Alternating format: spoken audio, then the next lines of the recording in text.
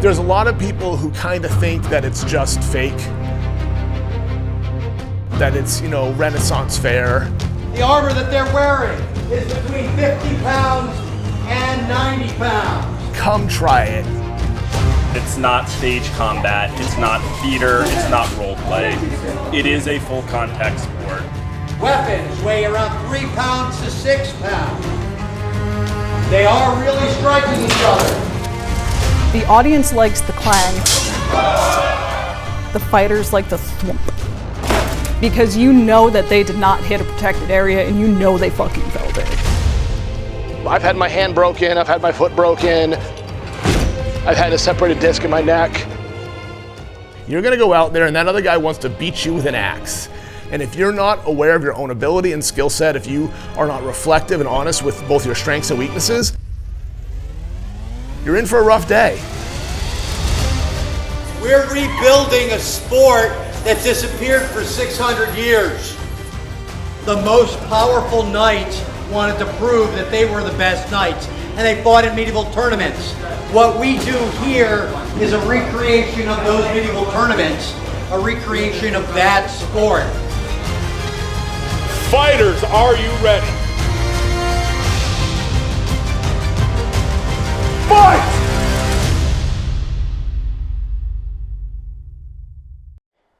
Yeah, this all rolls up, and the steel cable that's over there, that stuff all goes up around here, and we make an arena right here. I was a 13, 14-year-old Dungeons & Dragons player.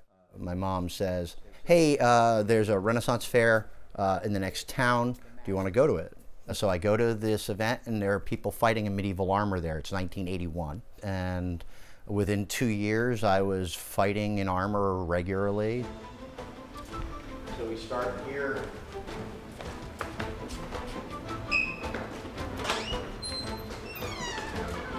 The top row up there, that's all the golds.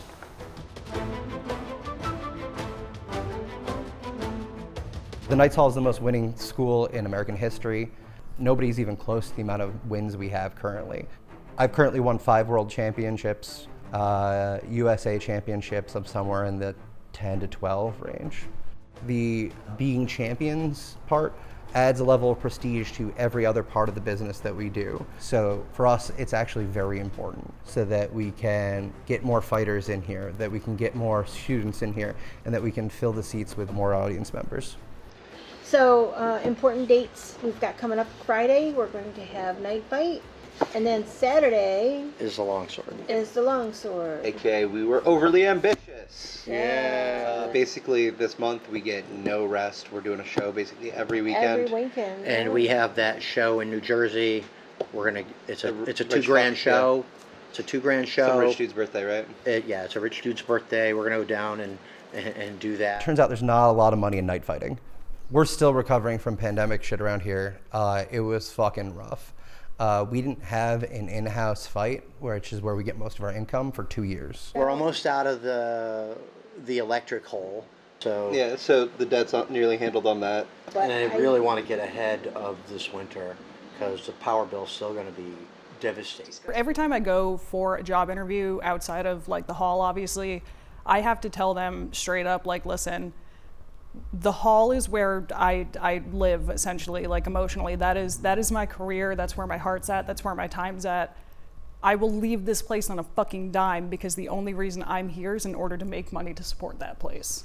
T-shirts were very low on, but you know that. Yeah, we have to up our supply on that. Hopefully these shows can we need more money in the account to pay for more supplies. We do have to do something a little bit better for engagement on the posts. We didn't actually have enough advertisement time, so we're going to need to counter that by doing some legwork, and we're going to all need to go share that to different groups, so the Friday and Saturday. We've worked a lot on the marketing to get the shows going, and we've also decided to grow our business base from more than just night fighting, because now we're running a Ren Fair, we're running a festival, and we're running a LARP. Did anyone see the other demon hand? It's a red hand with claws.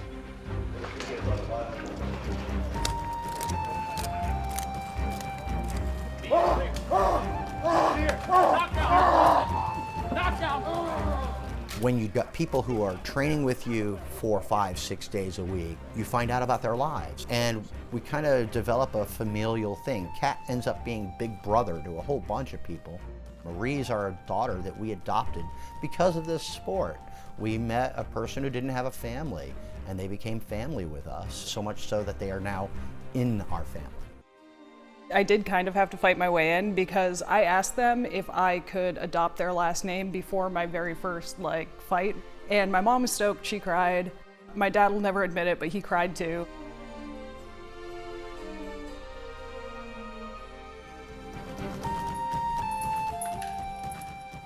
Dustin is my first point of contact for most people. He's kind, caring, and super knowledgeable. Luckily, I meshed into the family super well. We had our wedding at Valhalla Battlefest. Right before we said our vows, I did a longsword fight with Jay. I've challenged Dustin to a longsword fight to see if Dustin was good enough sufficiently to guard my daughter. Jay does this thing where he doesn't know how to be gentle when he sword fights, so I was like, I'm gonna have to fight for my life, or I'm gonna get fucked up. In the first round, he disarmed my dad. My dad took the last 2 rounds after that, but I'm just like, if you can do that to the old man in the first round, you did something right. After I bruised him up, he got my approval.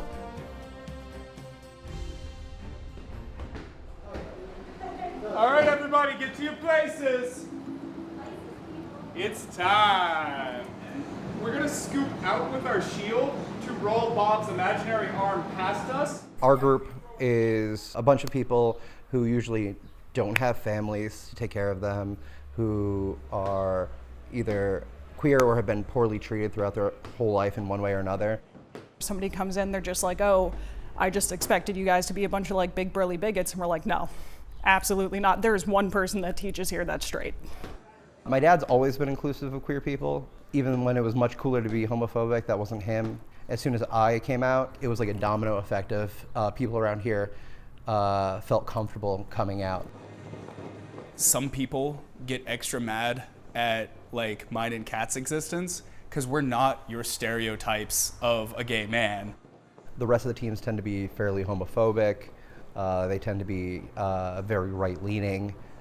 We kind of drink up the straight tears on that one. Knowing that they're mad is what I fucking live for. They get all fucking butthurt that a faggot beat them up, but they really can't do anything about it, and you just love to see it. We did have a bunch of people that didn't like that there was that many queer people here, so they fucked off. Financially, it sucked. It was a pretty big fucking hit we took, but now people know this is a safe place for them. They know that no one's gonna call them a slur, and that we're gonna teach them how to fight, and these people need it more.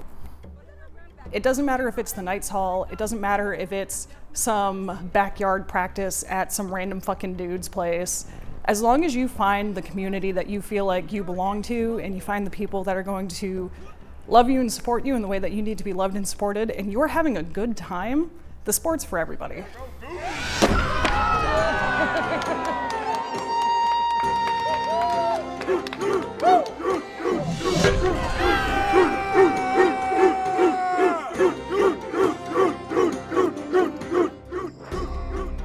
Chuck is one of my favorite people.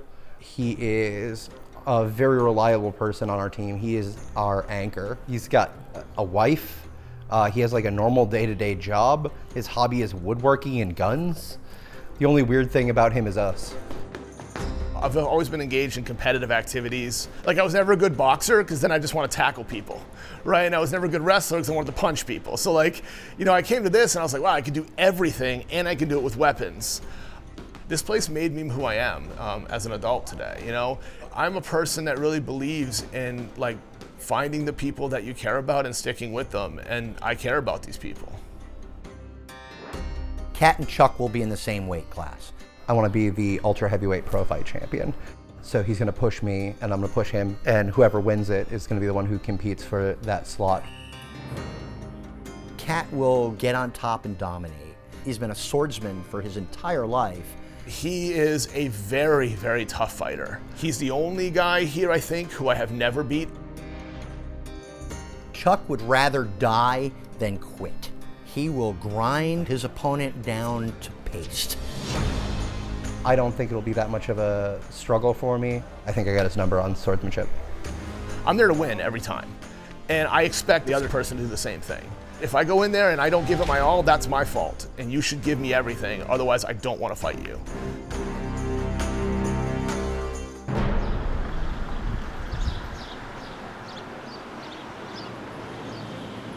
We are currently setting up a night fight for tonight. It's going to be great. A whole bunch of us are going to battle it out. We do have one snag. It's like 5,000 fucking degrees in here. Can you see the sweat beads rolling down my face real good? Income from these events are incredibly important to running this place, so I'm hoping people buy way more tickets than they currently have right now. Chuck and Xander, we've got Mike.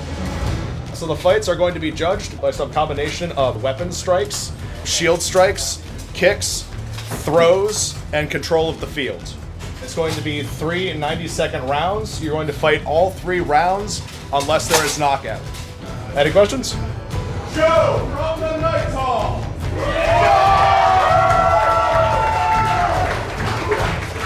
Fighters, are you ready? Ooh. Time ready? Judges ready? Audience, are you ready? Fight!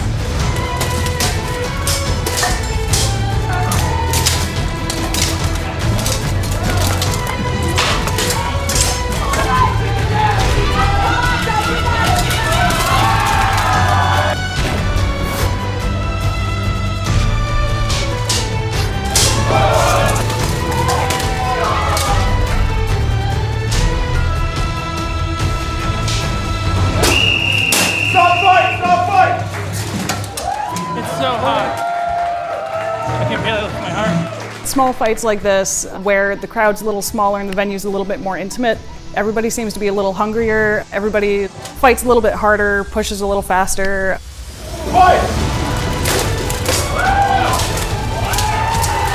You get points based on striking with sufficient force with the edge of your weapon. And we have counters and refs watching the whole thing. And it's whoever gets more sufficient strikes, winners decided over 3 rounds.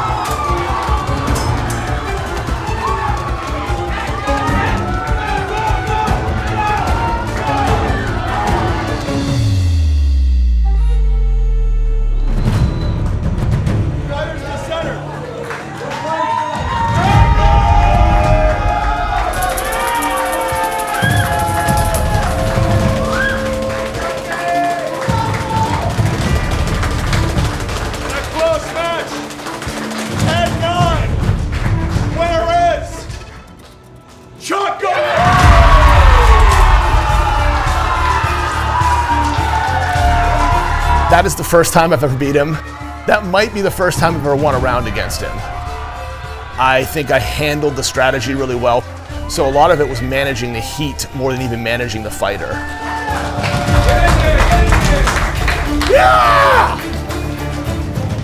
In the first round, snapped my sword in half. Just snapped right along there. It happens, we hit hard. Tickets are available for tomorrow night's fights as well.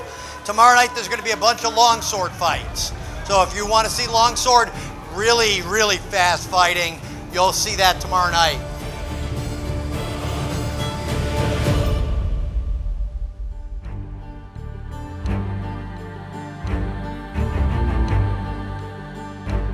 We had our longsword tournament this evening. The tournament could not have gone better. The fights were clean, they were fast, they were strong, and these guys went at it for hours. I wish that we had more ticket sales. That was one of the letdowns of the night. We were short on money, and so I didn't put as much money into advertising timely enough for this, so we didn't get enough tickets sold. I would be heartbroken if this place ever disappeared. We spend so much time here, people work so hard. This sport in this hall is so financially draining. It's a constant struggle. We're not doing great right now, but we're fighting to keep this place open. I'm really proud of my family for, going through all of this. This whole fighting thing, there was no market a decade ago. It didn't exist. And now here we are 10 years later, we run events pretty much every week, and some of them sell out, most of them sell out. Tonight didn't. And that's just money. We'll make more money next week.